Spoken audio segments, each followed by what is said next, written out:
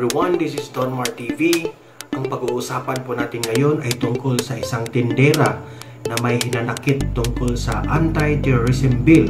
Ang pangalan niya ay si Marie Dinglasan. Lahat ng mga TV networks ay fini-feature siya. So ano ba talaga ang mga sinasabi ni Marie Dinglasan? Panoorin po natin ang video na ito. At dahil dito may banat si Banatbay sa kanya. Bago natin panoorin, don't forget to subscribe Donmar TV. And also don't forget to subscribe Banatbay's YouTube channel. So guys, let's watch the video and mag-comment kayo tungkol dito.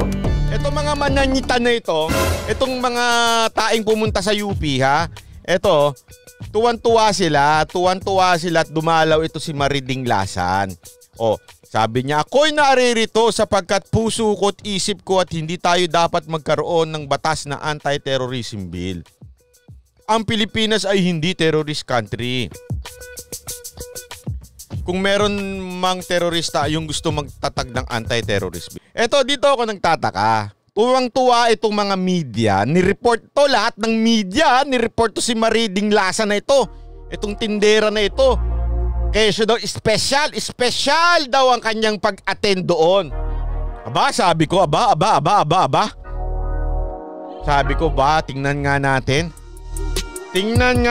Baka naman talagang special itong tao na ito. Baka naman may gandang sinasabi niya. Ito na ba ang pambato ng mga tae sa lipunan? Yan ang aking titulo. Kasi sabi ko, nung nakakita ko, baka naman matalino ito. Baka mas tatalino na to kay Kim Chiu. Baka mas tatalino na to kay sino ba yon? Si DJ Lunyo. Ha? Baka naman mas tatalino na to kay Jokno. O kaya doon kay Ontiveros. Tingnan nga natin. Nasabi ko, wait lang. Tingnan natin ha. Makinig kayo ha, kasi piniture siya ng lahat ng media. Mantakin mo sa lahat ng balita, nandun siya. Tinwitter. Batak ng tutya naman. Tingnan nga natin. Pakinggan natin si Nanay. Nay, makinig ko tayo sa inyo. Rewind natin. Nay, sige nga Nay. As much as possible, gagalangin ko kayo kasi ako, marespeto ako sa mga nanay.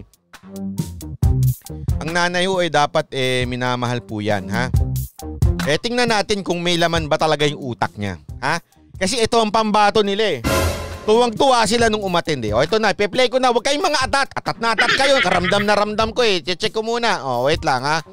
Ito si nanay. Nanay, sige nga, play mo na. Pasok. Wala. Mga tanga talaga tong mga supporters na to, mga DDS na to, tanga. Kung hindi nyo sinusuportahan ng katuhan, wala. Ay, pasensya na po medyo kinatanggal natin yung mga walang kwenta niyang mura ha. Kasi walang kwenta. Dapat ang mura merong niyang, bakit mo minura ng ganon? Hindi yung basta ka lang makamura ng ganyan. May tawag dyan. Basagulero. Ito nga, ito ha. Dapat pagka wala akong problema kung magmumura, yan ang prinsipyo mo. Sige, ako rin minsan nadudulas. Pero ganito lang yan. Kung magmumura ka naman, lagyan mo naman ng bakit ka nagmumura, anong meron. Eto, play natin. Tingnan natin kung meron. Hindi tayo magkakaganyan. Gumamit naman kayo ng utak. Utak? Ano ba yung utak nyo? Utak nyo? Hiniram nyo sa tilapia. Bakit kaya tilapia? Sa dami-dami naman. Ang bangus ba walang utak? Ha? Ang salmon ba walang utak? Bakit tilapia? Bakit? Paki-explain. Hindi ko maintindihan Bakit tilapia? Si ate. Hindi nyo kasi iniisip ang kapakanan ng mga apu-apuhan nyo na magdudusa pagdating ng panahon. Paano kami magdudusa? Please explain and elaborate. Pag magsasalita ka nanay, ha? Pag magsasalita ka nanay, dapat medyo explain mo. Bakit sila magdudusa? Wala man lang explanation. Basta mapamura ka lang. Nanay naman, wag ho ganon. Kasi pag wala akong explanation, parang ang nagsasalitang walang kalaman-laman. Bakit magdudusa? Isipin mo ha. Ito ha. Bigyan kita ng halimbawa, nanay. Nay, para lang sa kaalaman ninyo ha. Mula daw Manila hanggang Quezon City, 10 to 15 minutes na. Dahil bubuksan na ni yung napaka tikas nating sekretary din sa DPWH. Si Villar, ayan, si Mark Villar, napakatikas niyan. Isipin mo nakita ko yung video, yung drone nila. Grabe, punong-puno na talaga. Kitang-kita mo yung Metro Manila, punong-puno na, siksika na, puro bubong na. Wala ka na talaga makakitang espasyo. Tapos nakaangat yung bridge, talagang tuloy-tuloy na from Maynila to Quezon City. Tapos ang alam ko, dikit-dikit yan From south to Maynila to Quezon City, papunta pang Bulacan yan. Papunta Bulacan, papuntang North Expressway. Sabi ko nga, yun ang matatagpuan ng henerasyon na mga susunod na henerasyon. Kanino sila magpapasalamat? Sa inyo mga mananitae? Sa inyo mga mananitae? Ay buti, sasabihin ko na lang sa kanila, buti na lang at itong mga mananitae na ito ay wala pang 3%. Kung hindi natuloy yung mga proyekto na yan. Yan yung mga proyektong ipinangako ng mga nakaraan yung mga pangulo. Mga walang kwenta yung mga pangulo ninyo noon. Tapos sasabihin mo, anong pakinabang? Ito ang pakinabang. Nyakit din mga Okinawa kayo, Mga Okinawa kayo, ha? Ito pa. Wait, play natin. Pasok! Nanay, pasok. Kayong mga DDS, walang kakwenta-kwentang Pilipino. Pakitaan lang kayo ng kaunti. Ano? Bilib na kayo. Buti nga may konti, sa inyo, wala. Yung totoo, ate, nanay, yung totoo. At least kung sinasabi mo, kung nakokontian ka dito, anong tawag mo dun sa ginawa ni Pinoy? Anong tawag mo sa mga ginawang ng mga nakarang presidente? Sige nga, please elaborate and explain. Ay ate, ito lang. Bigyan mo ako ng magandang rason. Sige. Kailan muling nagtayo ang mga presidente? Nung panahon lang ni Marcos na sinisisi ninyong diktador? Sinisisi ninyong pasismo? Diba? Kalma daw! Sandali, huwag niyo ako pinapakalma Wala nagpapakalma salamat Singaporean $5 si Jocelyn 67. Dalawa na lang, masarap na. Ay! Inom lang ako. Kalma daw sige. Kasi lakas ng tama nitong Starbucks coffee na ito Ayan yun na nga sabi ko nga sa totoo lang sige. Na-high blood ako. Nanay naman kasi di kayo nagre-research. Kailan uling na itayo yung mga magagandang building, mga bridge? Kailan uling natayo yun? Kailan? Nung panahon ni Marcos, Panahon ni Marcos. Kailan na sumunod? Kailan na? Yung pangako nyong mga papasagasa sa tren, anong nangyari doon? Buti nga may konti Kung ito konti ang tingin ninyo dito, anong tawag ninyo doon sa baka negative pa. Yung nakaraan yung mga pangulo. Anak ka ng ina ka din mananay. Alam nyo kung bakit? Sabi ni siya, tingnan mo yung tindahan niya. Tingnan mo ang tindahan niya. Yung tindahan niya huyan, bakit puro sabon huyan? Kasi yung bibig ni nanay medyo madumi Palakpakan. Ito na, kalmado na. Isipin mo dito sila bilib. Walang ginawa ito kung hindi mambash. Wala man lang kaarason-rason. Pasok. Ang ikli ng mga utak nyo. Ang ikli ng utak? Kailan umikli? Ano bang bilang ng utak? Ganito ba utak? Paikli? Baka maliit. Ano naging maikli yung utak? Dili ko magets Ang utak po, hindi po pwedeng masabi mo na walang laman ng utak. Kulay tae ang utak tulad ng mga tae ng mga salot sa lipunan. Yan ang utak, description ng utak. Pwedeng walang laman, kaya maliit ang utak. Pero maikli, parang medyo Nay. Medyo kulang. Sabi ko sa inyo, gagalangin ko po kayo as much as possible. No? Ano? Isipin mo. Sabihin lang. Mauubos. Ang mga walang hiya sa Pilipinas. Naubos ba? Aba. Yun ang niya, keso mauubos daw ba? Oy, grabe si Rudy Bunagan. $1. Naging blue na yung mo. May color coding yan Pag blue, medyo Sabi niya, ano ba sabi niya? Ulitin nga natin. Nakalimutan ko kagad. Ito si Rudy Bunagan Ginulo ko Joke lang. Ang mga walang hiya sa Pilipinas. Naubos ba? Yung mga walang niya, naubos ba? Sa tingin ko hindi, ma'am. Nandyan. Hindi naman sa sinasabi kong nandyan ho kayo, ha? Pero, di ba, meron ba? Kahit pa paano, ilang percent na lang naman kayo.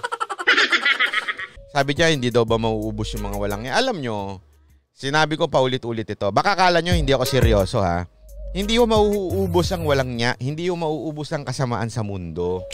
As a matter of fact, lalala pa ho yan. Sa Biblia ho yan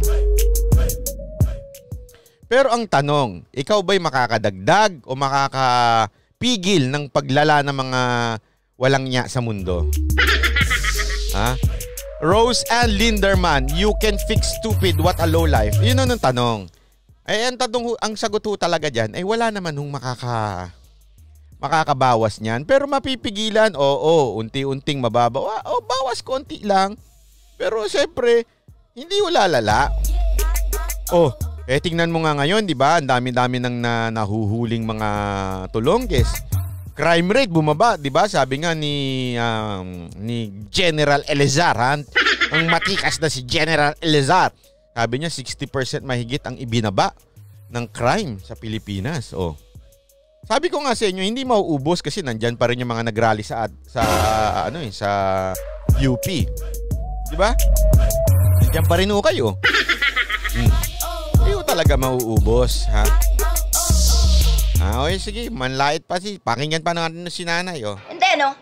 Dinagdagan nyo pa at dumami pa. Kasi dumami ang magnanakaw. Lahat ng klase na magnanakaw, ngayon nasa Pilipinas. Magnanakaw ng FB, ng account, ng post, ng comment, ng pera, ng karapatan, ng karangalan. Lahat kayo, pati ganda ninanakaw nyo. Ay!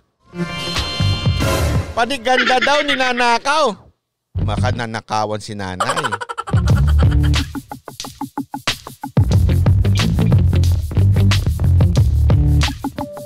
Naku naman, ha? Miss Ichiran. Si Miss Ichiran, puso mo idol, relax, sarap isahog ni nanay sa ramen. Huwag naman. Ano na lang lasa doon pag sinahog na yan si nanay. Sabi ni nanay, naku naman, ha? Pati daw ganda yung mga ninanakaw, comment, post, FB. Sa lagay na to, ito na ang pambato nila. Okay? Okay, ninawala kay by mga netizens sa ikinukumpara yung Miss You pageant sa kaso ni Lopez. Ano yun, bobo lang? Oo nga Salamat lakay 357 sa $5. Bakit daw yung proud na proud daw tayo kung nung nanalo si Pia Wurtzbach at saka si Catriona Gray. Double citizen, dual citizen.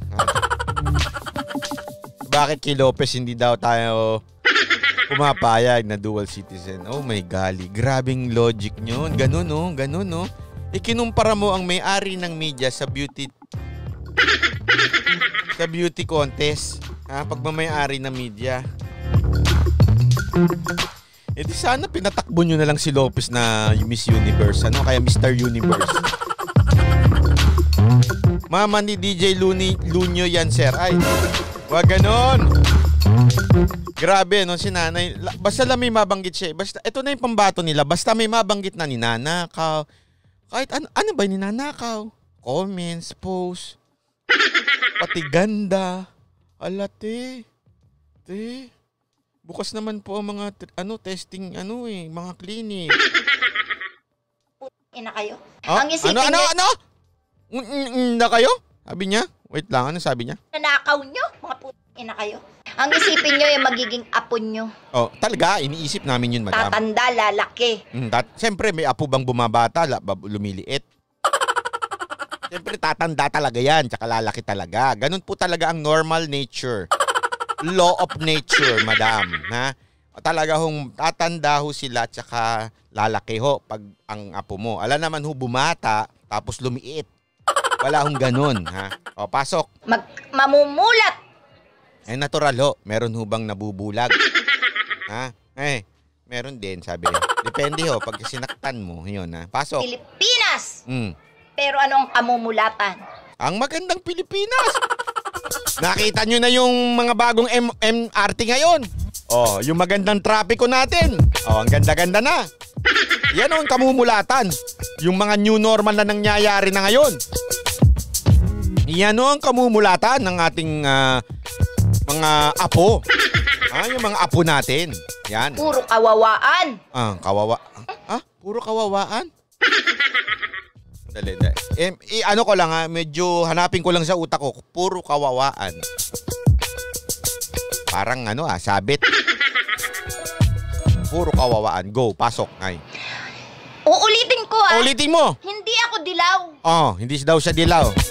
Pasok. Hindi rin ako pula. Hindi rin daw siya pula. Hindi rin ako puti. Hindi rin daw siya puti. Kayo... Sandali, sino yung puti? Sino kaya yung puti? Sino yung puti? Sino yung puti? Ha? Sino yung puti? Sino ba yung puti? Baka si Banat Boy. O kaya si Banat Boy na lagi nakaputi. Ha? Ay, nako si nanay, ha? So, meron na pala akong sariling kampon ngayon, mga nakaputi. Puti. Okay. Maramang siguro si nanay, hindi daw siya sa pula. Hindi daw siya sa puti. Baka si nanay mahilig sa, yung tawag doon? Yung sa sabong. Parang ito yung sa pula. Ito ata yung sumisigaw dun eh. O kaya baka ito rin yung nagbebenta ng tilapia. Siguro niya nabanggit yung tilapia. Kasi siguro, tilapia. Bili na kayo, tilapia. Mga nagbebenta sa palengke. Hindi ko kaya ito siya. Tanatanong ko lang nanay ha. Kasi pag sa dami-dami naman ng example yung tilapia pa. Tilapia. Pasok na. Manggi ako, tangina. Ay, kayo manggi ako. Minura ako. Ha? Ay, manggi daw siya. Pambihira to si nanay, oh. Ang sakit sa bang. Minura ako, solid yun Ulitin nga natin, sulit nga natin, oh. Go. Hindi ako dilaw. Hindi rin ako pula. Hindi rin ako puti. Kayo manggi ako, tangina. Sasabihin mo, dilawan ako? Ipinost mo, dilawan ako? Tae mong bulok. Ano? Tae kong bulok? Wala naman talagang fresh na tae. Nanay naman, wala akong fresh na tae. Talagang tae bulok. Saka ko nakakita ng tae na fresh. Ay nako, bagong TikTok trend to. Oo, sabi nyo na. Ito na. Next. Anong masasabi nyo dito? Mag-comment down below. And don't forget to subscribe to my channel, Donmar TV. And also, please help Banat Bay. Don't forget to subscribe his YouTube channel. And do not skip ads. Hanggang sa next video. Maraming salamat. Have a good day, everyone.